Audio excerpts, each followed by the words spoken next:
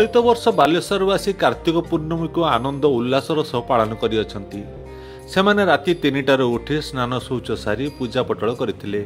किए पोखरी रे बोईत भसाइथिला तो किए नदी को जाई बोईत भसाइथिला, पुणी किए चांदीपुर समुद्र को जाई सेठारे बोईत भसाइथिला।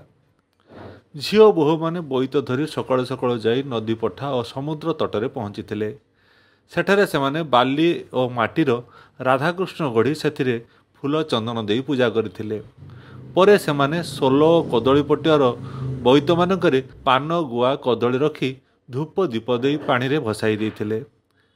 समस्ते आका मा बोई गीत गाई बोईत भसाइथिले।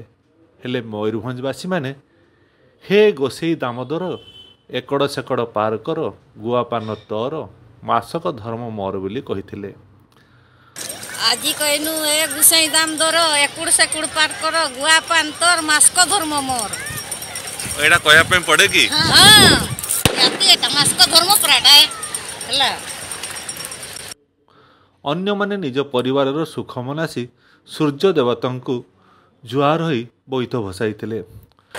बोईत इस त्योहार में यही ना हम अपने परिवार के लिए सुख शांति खुशियाँ यही मांगते हैं और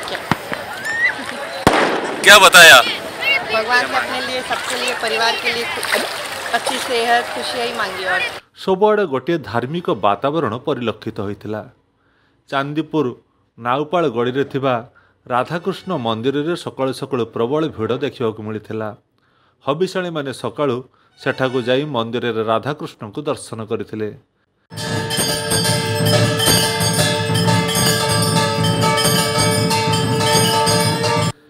बालीघाट रे मध्य बहु श्रद्धालुंकर भिड़ परिलक्षित होइथिला।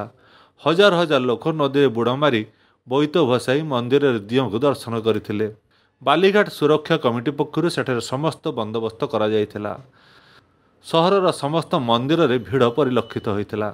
शांति श्रृंखला रक्षा पई सबु स्थान रे पुलिस मुतयन होइतिबार देखिबाकु मिलिथिला।